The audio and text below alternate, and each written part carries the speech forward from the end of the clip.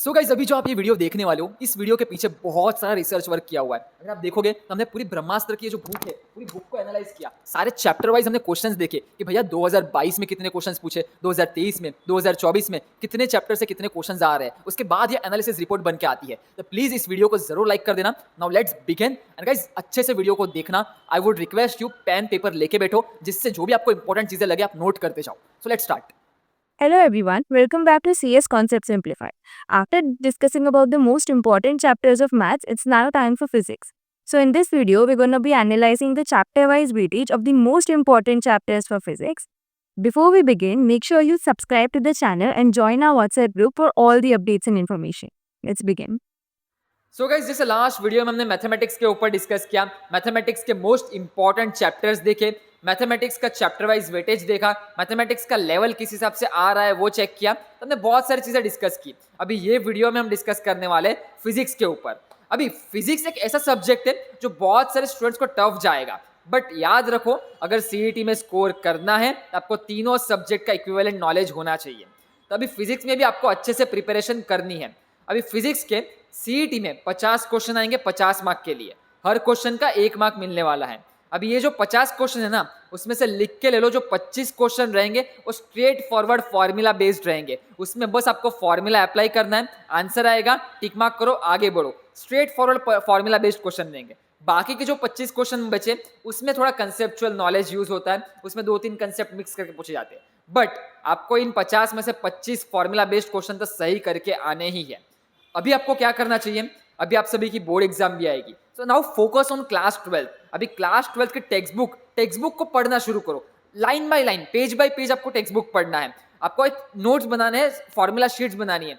Chapter wise formula sheet बनाना शुरू कर दो। जितने भी फॉर्मूलाज आ रहे हैं टेक्स्ट बुक में, सब एक पेज पे लिखते जाओ। जितनी बार लिखोगे उतनी बार फॉर्मूला याद रहेंगे। और सीईटी में अच्छा स्कोर करना है, फिजिक्स में अच्छा स्कोर करना है, तो आपको फॉर्मूला तो अच्छे से आना ही चाहिए। चलो अभी देखते हैं कि आपके इंपॉर्टेंट चैप्टर्स कौन से हैं, प्लस चैप्टर वाइज वेटेज क्या रहेगा। So let's see.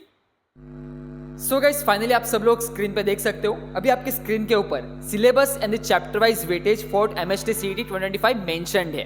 अभी एक बात याद रखना, इस साल 2025 में एमएसटी के सिलेबस में थोड़ा डिफरेंस आया हुआ है। क्लास 11th में कुछ नए चैप्टर्स ऐड हुए तो balance out the chapter wise weightage. ये हम क्लास 11th में जब जाएंगे तब हम चेक करेंगे। अभी सीईटी में एक बात याद रखो गाइज, आपका 80% सिलेबस क्लास 12 से आता है एंड जस्ट 20% सिलेबस क्लास 11 से आता है। तो जो भी अभी एचएससी महाराष्ट्र बोर्ड की बोर्ड एग्जाम देने वाले हो ना, अभी बोर्ड एग्जाम के ऊपर फोकस करो। Try to complete first of all your text book. HSC board के टेक्स्ट बुक पहले कंप्लीट करो, अच्छे से कंप्लीट करो, क्योंकि उससे आपका बोर्ड एग्जाम का स्कोर भी इंप्रूव होगा, plus side by side CET की भी प्रिपरेशन होती रहेगी।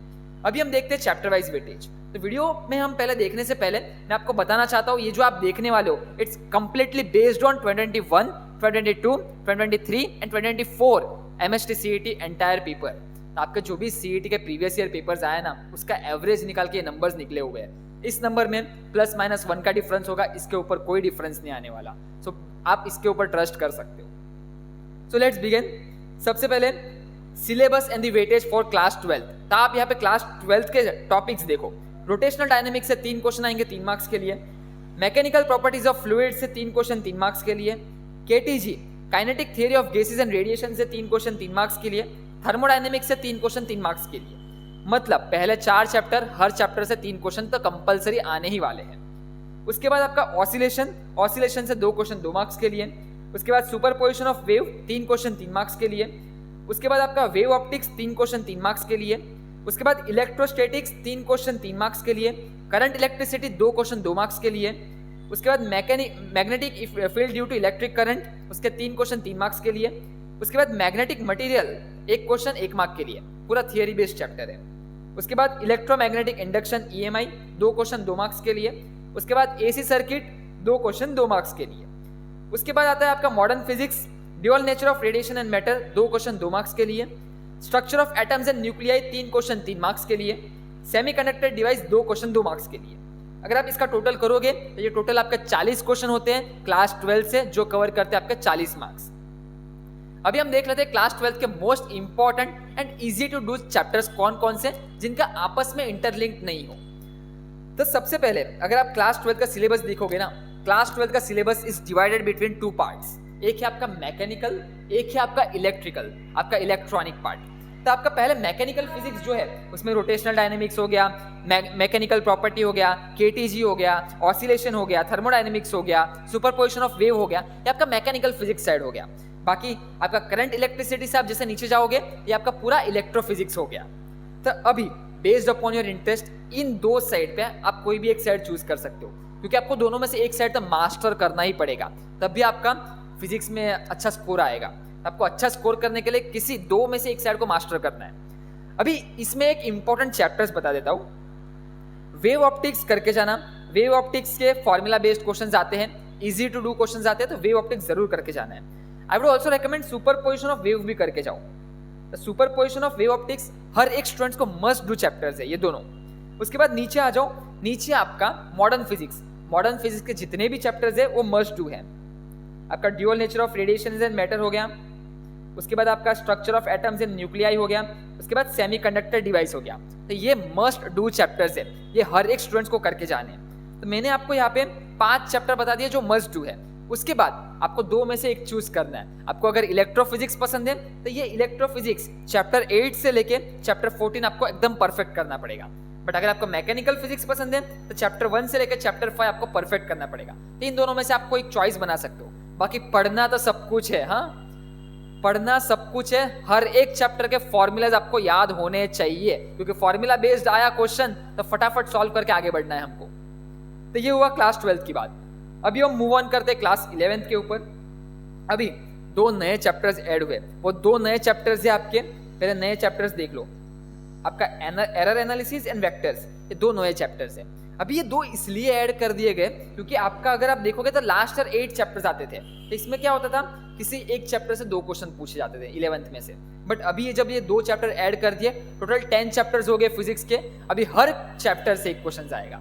तो जब भी आपका बोर्ड एग्जाम खत्म हो, जब आप 11th का रिवीजन करने बैठो, याद रखना 11th में से हर चैप्टर से एक क्वेश्चन आने वाला है। अभी जो मोस्ट इजी चैप्टर है वो मैं आपको बता देता हूँ। एरर एनालिसिस कर लो, वेक्टर कर लो, दोनों इजी है। वेक्टर करोगे तो मैथमेटिक्स में भी काम आएगा, इसलिए वेक्टर जरूर कर लेना। उसके बाद आई वुड सजेस्ट सेमीकंडक्टर कर लो, बिकॉज सेमीकंडक्टर आपका क्लास 12th में भी है, तो यहाँ पे आप करोगे तो उसमें भी आपको हेल्प मिलेगी, थोड़ा बैकग्राउंड आपको समझ में आएगा। इलेक्ट्रोस्टैटिक, अगर आपको इलेक्ट्रिक फिजिक्स ज़्यादा पसंद है तो इलेक्ट्रोस्टैटिक ले लो। ऑप्टिक्स करके जाना है क्योंकि उसमें भी वेव ऑप्टिक्स आने वाला है, तो ऑप्टिक्स यहाँ पे आपको करके जाना है। ऑप्टिक्स माइट बी डिफिकल्ट, बहुत सारे फॉर्मूलाज रहेंगे I know, but it's important chapter, तो ऑप्टिक्स आपको करना है। साउंड भी करना है बिकॉज वेव थियरी आगे 12th में है, तो वहाँ पे काम आएगा साउंड, वो भी इंटरलिंक्ड होता है, ये आपको जरूर करके जाने हैं। Thermal property of matter formula based है, तो यहाँ से भी एक फॉर्मूला बेस्ड क्वेश्चन आएंगे। सो मेरा रिकमेंडेशन है क्लास 11th का फॉर्मूला अच्छे से कर लो। मेजरली 11th से फॉर्मूला बेस्ड क्वेश्चन ही पूछे जाते हैं, पास्ट ईयर का ट्रेंड है ये। तो ये थे आपके क्लास 11th के 10 क्वेश्चन 10 मार्क के लिए। अभी फिजिक्स का लेवल क्या आता है भैया, अगर आप कंपेयर करोगे ना 2021, 2022, 2023, 2024, physics is a moderate level, हमेशा मॉडरेट लेवल का ही फिजिक्स पूछा जाएगा। मॉडरेट का मतलब होता है 25 क्वेश्चन फॉर्मूला बेस्ड पूछा जाएगा, सीधा टेक्स्ट बुक के फॉर्मूला बेस्ड से आंसर निकल जाएगा। बाकी के जो 25 क्वेश्चन रहेंगे उसमें आपको थोड़ा सोचना पड़ेगा, 2-3 कंसेप्ट मिक्स करके पूछे जाएंगे, तो उसमें आपको थोड़ा सा सोचना पड़ेगा, सॉल्व करना पड़ेगा। इसीलिए बोल रहा हूँ फिजिक्स मॉडरेट आएगा, बट फॉर्मूला बेस्ड क्वेश्चन आए तो आपको जरूर आना चाहिए। So that's all for today's video को एंड कर रहा हूँ, बट लास्ट में एक चीज़ बताना चाहता हूँ, don't stop when you are tired, stop when you are done. अगर आप एक चैप्टर लेके बैठ रहे हो पढ़ने को, जब तक चैप्टर खत्म ना हो उठो मत, लिंक ब्रेक मत करो यार। एक बार लिंक लग जाती है ना एक चैप्टर पे, तो उसको कंप्लीट करके ही उठो। ट्राई करो हर दिन एक चैप्टर तक कंप्लीट करने का, चाहे वो फिजिक्स का हो, केमिस्ट्री का हो, मैथ्स का हो या बायोलॉजी का हो, आपको एक चैप्टर हर दिन कंप्लीट करना है। Plus side by side 12th board है तो इंग्लिश के ऊपर फोकस करना, अगर आईटी लिया हो, कंप्यूटर साइंस लिया हो, ज्योग्राफी लिया हो, तो इन सब के ऊपर भी फोकस करना। ऐसा ना हो फिजिक्स केमिस्ट्री मैथ्स के चक्कर में वहाँ पे आपका स्कोर लुढ़क जाए। वहाँ पे आपको डेली थोड़ा आधा घंटा देना है, बट यहाँ पे आपको दिन का एक चैप्टर तक कंप्लीट करना ही है। So that's all from my side. बाकी व्हाट्सएप ग्रुप जरूर ज्वाइन करके रखना, व्हाट्सएप ग्रुप के ऊपर सारी PDF आपको सब कुछ मिलता रहेगा। So let's see in the next video. Okay, so that's all for today's video. If you found the video informative, make sure you hit the like button and do subscribe to the channel, your one-stop solution for all the exam and admission dates. Also, अगर अब तक WhatsApp group join नहीं किया है तो make sure you join it right now. The link is given in the description below because all the updates and time-to-time information will be given there. I'll see you in upcoming videos. Stay tuned.